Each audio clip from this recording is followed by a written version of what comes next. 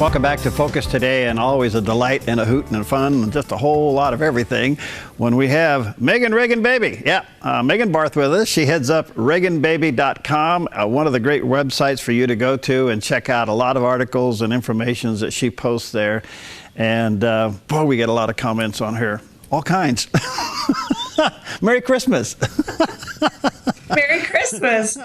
Probably some good, probably some bad, but you know, if I'm not making enemies, I'm not doing the right thing. You know, we belong to the same club. Good to see you. Well, what'd you think of the biggest fake news stories propagated on the American people over the last 3 weeks that fizzled yesterday, called the electoral vote? Yeah, this was an attempt, a coup by the Democrats in order to delegitimize Trump's presidency as well as his supporters, and also bring doubt to the electoral process amongst their millions of followers, meaning that the electoral process now is being challenged by the Democrats, whereby I think it was even Barbara Boxer who put a bill forward who wanted to abolish the Electoral College. And this is what happens when you abolish the Electoral College. You have people from California and people from New York making the decisions for the rest of the country. And that is not what the founders had in mind. The Electoral College is brilliant in the fact that we have 3,600 counties, I believe, in this country, and Donald Trump won 3,000 of them. And thereby the middle American and the average middle-class worker in flyover country, as the Democrats like to call it, was given a voice. And that's what the Electoral College does. It gives voice to the people in middle America so that the coastal elites don't decide our elections. Well, it's really interesting. What they were attempting to do fell flat. In fact, 7 people went against Hillary. She lost 7. A couple of those went to Colin Powell, Bernie Sanders, and I think a Siberian Husky. Well, I love the campaign who actually switched his vote to Bernie Sanders because, as the PSA, the public service announcement that the celebrities put out, asked everyone to vote their conscience. Well, considering that Hillary Clinton and the DNC rigged the primary against Bernie Sanders, that main elector voted his conscience. All right, so this whole fake story about electoral vote did bring up an interesting concern, and that is that electors could possibly change their vote. Now, some would be fine. In some states, it's considered a felony. Would this be a reason to come back and tighten up the electoral vote? In other words, you got to vote the way you are been elected to vote. Yeah, but then you have, especially with the Hillary Clinton campaign, you had a lot of late breaking news related to her potential crimes committed while as Secretary of State and the Clinton Foundation. So, I try not to fiddle with what the founders did because what they gave us was so brilliant as far as the, Electoral College as well as our Constitution. So I don't like to really fiddle with what the founders have created and established and has worked for our country for 200 plus years. Yeah, well said. Has Reagan Baby been hacked by the Russians? Well, I've been accused of working for them. I was on Russian TV about a month ago, and I go, oh, here we go. I'm probably going to be some sort of, KGB Putin puppet. Yeah. But I haven't been hacked. My PayPal was hacked. And so was my eBay account just last week. And this is the problem, Perry. So we have a government that has been run by Barack Obama for the last 8 years. For many years, we have been aware, and the news has reported, that foreign agents have hacked many different departments of our government, whether it be Secretary of State, the White House, the Department of Defense, etc. They've all been hacked. Well, if they're trying to say that the Russians hacked the election, well, it happened on their watch. And part of national security is to protect us through cyber threats. Right. What they failed to mention, Perry, is that the DHS has been found to hack into the election systems of no less than 3 states, Georgia, right, West Virginia, and Kentucky. But they don't want to talk about that. Well, we've seen those stories, Megan. So what is the story there? What were they trying to do? What was the Homeland Security trying to do?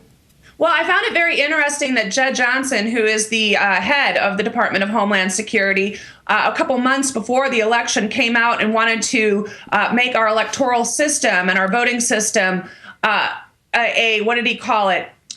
Basically part of our infrastructure. Right. So can you imagine having someone like Jed Johnson controlling our voting process, and he is surreptitiously hacking states' election systems? Wow, it's scary. And again, I think you make a very good point. All of this lack of cybersecurity happens under the watch of the Obama administration. They've had plenty of time to tighten it up, and yet it occurs supposedly. At the same time, the Obama administration is using our tax dollars to influence the elections in Israel. Right. And we also sat out the Green Movement, the pro-Western uprising in Iran, when the mullahs stole that election. We said we didn't want to meddle in their election while people were dying in the streets under a brutal regime. We didn't meddle in that, but we meddled in Israel. We meddled in Libya. We meddled in Egypt. We meddled in Syria. We've meddled everywhere where the Muslim Brotherhood seems to appear, and we seem to take their side. This administration has been lawless, as well as, I don't know if it's myopic, ignorant, or complicit in boosting tyrannical regimes through either our silence or our enabling. All right, so there's a move in the world. We saw it with Brexit. We don't know what France and Italy is going to do, but they're showing signs of independence. And of course, we now see it in the United States with Trump. Where do you see this going? Well, I think the Trump effect is definitely grabbing hold, especially after Brexit. You know, when it comes down to a free people, no matter where you live, you want to protect your sovereignty. You want to protect your freedom. You want to protect your borders. This globalist view that we're just a world without borders is absolutely asinine. Look at what just happened in Berlin yesterday. Angela Merkel has committed cultural suicide by allowing 1 million refugees into her country where she has not successfully vetted them. A majority of them are Muslim males of fighting age who have committed to jihad. And when you have our DHS, which has scrubbed the word jihad from their manuals, it certainly doesn't help in our fight on terror. When you have John Kerry and Barack Obama taking center stage in the world and saying that climate change is a greater threat than Islamic terrorism, this is the type of rhetoric that pushed Trump to the forefront, because he spoke clearly, effectively, and he was not afraid to identify or call out the enemy by name, much like he did yesterday after the Berlin terrorist attack. You can notice a vast difference between the White House statement and Donald Trump, president-elect's statement, whereby Donald Trump calls out radical jihad, calls out Islamic terrorism, says we're going to obliterate them off the map, whereby the White House was, we send our condolences to Berlin and we are against people that are going to fight against people's freedoms. I mean, it's so nebulous and so ridiculous. And this is why we've been losing the fight in terror. And this is why we've actually imported and seen more terrorist attacks on our soil in this administration than prior administrations. Yeah, it's going to be interesting where we go from here. Now, don't let us forget that it was at San Bernardino Christmas party. Yep. That sparked all that. And here we go into the Christmas weekend. I can't help but think we should be at high alert. Oh, absolutely. We should be at high alert, because this is prime time for the jihadists to create the most terror and the most bloodshed that they can, because of the congregation of infidels in public spaces, like you saw in a Christmas community in Berlin, right next to a very large and well-renowned historic chapel. And so we see this time and time again, that they are going to strike where it can be the most bloodiest with the most impact. And that is what terrorism is truly about. All right, let me take a break here, Megan. We got a lot to talk about. And I just want to say to our viewers and listeners, you can go to ReaganBaby.com. That's Megan's website. And a lot of the things we're talking about today, she writes a lot about and has some great perspective. ReaganBaby.com. Let me take a quick break. We'll be right back. I'm Paulina Leiser, producer of Focus Today. Thank you for watching this video, and make sure to check our other videos at theDove.us.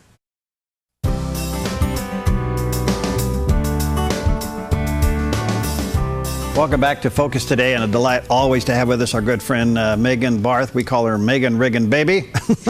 And she heads up reganbaby.com, one of the great resources and websites for you to go to get caught up on a lot of things, and she has the great perspective.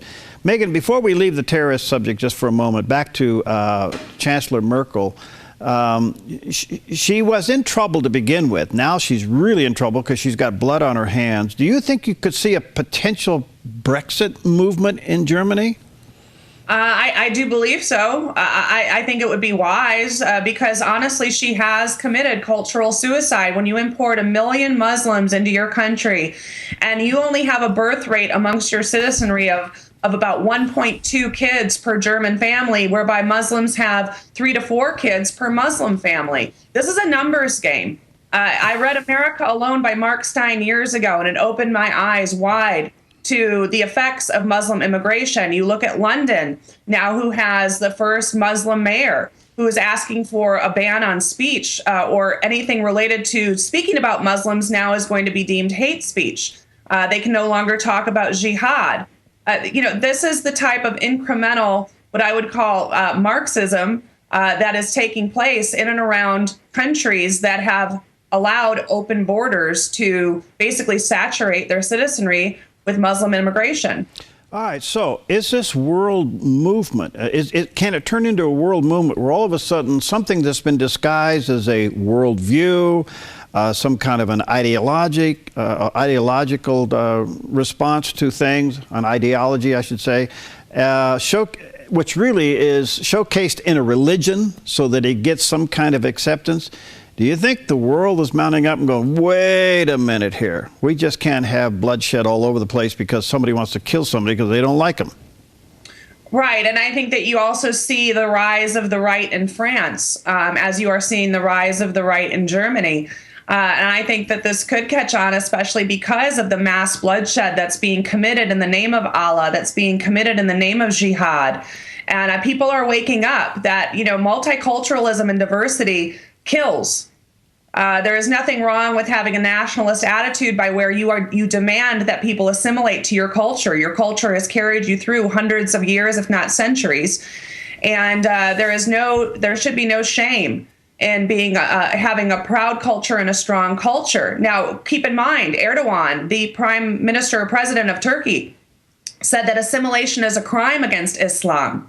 And now we see Turkey taking a huge shift left to an Islamist ideology, a very strict one at that, whereby he's jailed reporters, he's limited free speech, he's threatened Christians, and we just saw a Russian ambassador murdered in cold blood by one of the Turkish police. So he has a problem on his hands as well because of his ideology. Oh, Putin said this won't go unrecognized. What do you think he's going to do? What do you think he's going to do? Well, when World War I was started when an ambassador was killed, I believe, and I would hate to see it take the same turn. But I wouldn't mess with Putin. And Turkey certainly is crossing a very thin red line by where there may be no return because of the hard shift left that has been led by Erdogan. Well, let's see what happens. God forbid World War III, but boy, everything's really a powder keg right now. Let's come back to Trump. He's made some more announcements. He's shaken things up. And the one that really I enjoy the most is the media just can't figure this guy out. He's going to tweet them into craziness. It's going to be fun to watch. We may be seeing a whole new way that the White House press corps is handled. In other words, he may not need a news conference. He'll just tweet his feelings. Well, he knows who the enemy is, and he's keeping them close. And when we had the revelation through WikiLeaks, which the Democrats hate because it exposed all of their lies and their crimes, when we have a leak that shows that the press was the propaganda arm of the DNC and who worked and colluded with the Clinton campaign in order to keep the people ignorant, sabotage Trump and his supporters, and rig a general election, he realizes that his message is going to go through a filter that's biased and one that is in the tank for the DNC. So why not rise above that filter? Why go through the press if you know that what you say is going to either be misconstrued, misinterpreted, or put out in a very, I would say, surreptitious way to make him look bad? So why not use Twitter to speak to the masses? He did very well with Twitter on the campaign. And one of his very first announcements as president-elect, he sent through YouTube instead of going through the press. And the press went into a complete tizzy. Well, they're going to have to eat some crow because they've been exposed to be basically journalistic hacks instead of journalists with integrity. We can't forget that journalists and reporters are supposed to find the truth and report the truth, and they've been negligent in doing so. So what do you think is going to happen? They're still running a rating of about 6%. They're scrambling, trying to redefine what fake news is, even though they're guilty of it. Do you think they're just going to talk their way into a corner and be non-existent? It's kind of become an echo chamber, don't you think? Yeah. And I think the American people, like you said, they have a 6% rating, which is worse than Congress. The people aren't turning on the alphabet media anymore for their news because they know they've been misled. They can see the bias in the narratives, and they certainly can see the bias in the moderators that we had to endure through, 16 debates? There were so many debates, I can't remember. But I think the American people are wise enough, and obviously they are. They elected Donald Trump as president to make America great again, to make America safe again. And they understand that the mainstream media is not doing their duty on behalf of the American people. They are simply carrying the water for the Democrats. You find it interesting that President-elect Trump, with maybe the exception of Rick Perry, which in itself is tongue-in-cheek, but all of his other opponents, he entertained them and he talked to them seriously, but he didn't give them a job. So were they played by him, or was it sincere, let's talk it out? Oh, I think, Donald Trump, I've worked with his personality types before in my past life, having worked in a male-dominated industry for 20 years. A lot of things can be said, but when it comes to getting down to business, you put those personal feelings aside and you do what's best for the client, you do what's best for the company. And I think Donald Trump is doing what's best for the country, and when he's doing what's best for the American people and his cabinet. He didn't give Mitt Romney a position, which I was glad to see, but he gave Mitt Romney's, I think, daughter, is it his daughter, a position to head the RNC, which I thought was a fantastic choice. So I think that was kind of a biscuit that, Donald Trump threw Mitt Romney's way. But it also caused Mitt Romney to look a little bit foolish, as many times as he did after he excoriated Trump and personally attacked him on the campaign trail. I didn't really see that there was going to be room in a Trump cabinet for someone like Romney, who you really necessarily couldn't trust because of all that he had said on the campaign trail. But his cabinet picks right now should really quell any conservative misgivings about a Trump presidency. I see a Trump presidency and his cabinet being one of the most conservative I have seen in my lifetime.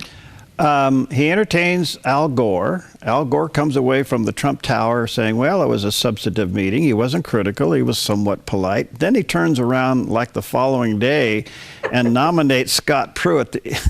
Love it. Absolutely love it. That was just like a slap in the face across all those climate change cohorts. And when you have Scott Pruitt at the head of the EPA, a guy that sued the EPA, I think, 26 times, you know that change is going to come, and you know that the science is not settled according to the climate change. And deniers are now a thing of the past. If we deny climate change, we actually are called skeptics, but realists as well, because science is never settled, and the climate change cabal that has been led by this administration and by this EPA has crushed the American worker, has shipped jobs overseas, and has created a more unsafe world because we've been battling climate change instead of terrorism. Yeah. Another part of all of this, Megan, that's so interesting, I have never seen a presidential candidate take something out of the blue and make it a case and win on it. And that is what Donald Trump did with our relationship with China. China has never, ever been discussed in a presidential campaign like he brought it to the forefront.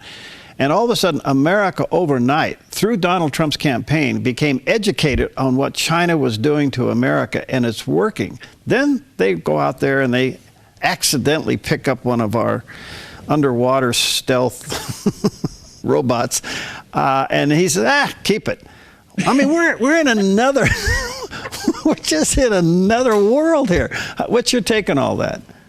Well, we have been, kind of adhering to this policy called the One China policy, which was started by Jimmy Carter, of all people, in 1979. The fact that we've been following a Jimmy Carter foreign policy for the last, multiple decades should really tell us that we've been on the wrong track. Right. When we can't recognize Taiwan as a sovereign state, but yet we fund Taiwan with billions of dollars of weapons, China has been playing us like fools, like a fiddle. And Donald Trump called him to the mat on that. It takes a strong leader in order to create change, and it is peace through strength. When you have China building islands in the South China Sea and also building, anti-weapon or placing anti-weapon equipment or missile equipment on these islands, the One China policy needs to be seriously looked at and perhaps renegotiated. And a new approach is going to be taken, obviously, with the Trump administration, with a new sheriff in town. We are going to ensure that there is a fair and level playing field, which the Democrats always cry about. Everything has to be fair and level. Well, our trade policy with China has been anything but that. And it was started by Jimmy Carter. I mean, come on, really? Yeah. Couple of other things here quickly. He's mentioned about the corporate tax rate being lowered to 15%. We'll see where that goes. He's also saying huge tariffs on those companies that would leave the country. So that's hanging over the top. And yet a lot of companies now are saying, well, I think we'll stick around. I think we'll stay home. And then if he goes down this energy road, making America energy self-sustaining through fracking or whether it's for natural gas or oil, those three things alone could absolutely flip our economy the other way almost overnight. Yeah, absolutely. You want to talk about shovel-ready jobs, you're going to find those shovel-ready jobs in energy. And the fact that Rick Perry is going to head up the Department of Energy, I think, is a fantastic idea because of his strides in Texas. I mean, who knows oil better than a Texan, right? So I think that Rick Perry is going to be a breath of fresh air. We started the Department of Energy, decades ago in order to get off the reliance of Middle Eastern oil. But yet we are the most reliant we've ever been, basically because the EPA, through massive amounts of erroneous regulations, have not allowed us to use our natural God-given resources for us to create an energy independent state or country. And so I think with these new eyes that Rick Perry is going to give this new administration, we're going to be able to put people back to work on pipelines, on drill, baby drill, and on natural gas exploration and shale, as well as fractioning, as you said. I think you ought to be nominated for press secretary. Thank you. I take it in a heartbeat. I would do anything to sit in that White House press room and watch you do your thing. They believe that they can manipulate the truth, and the press has been complicit in that, and also they've conspired in order to keep the people ignorant. How insulting, how the lack of integrity and ethics in our press corps is none like I've ever seen, whereby they were literally rooting for a presidential candidate and rooting for the Electoral College to be overthrown. Mm-hmm. These people are not journalists, they're not reporters, they're simply just cogs in the DNC wheel. I've heard Laura Ingraham's name floated for that. What do you think? Oh, I think she's great. I think that one of her best speeches she gave was at the RNC convention when she looked out and yelled at the press, "Do your job." And she's exactly right. If they're not going to do their job, then Donald Trump has many avenues by where he can go around them, over them, through them, under them, to get his message directly to the American people. We are in a social media world right now where you can speak to billions of people in a simple keystroke or in a simple video. So in order to, I think, establish an ounce of integrity, the press has a long way to go, but I think someone like Laura Ingraham can probably hold them to it. You're a delight. Merry Christmas to you. Good to see you, and keep up the fight. And, I'll probably see you down there at the NAB. I'm going to make sure you and I connect when I'm in Las Vegas for the NAB. Good. I hope so. And Merry Christmas to you and to your staff. And thank you so much for having me on as much as you have in the past year. Oh, we enjoy it. Thank you so much. Merry Christmas. Merry Christmas. Okay. We'll see you next time on Focus Today.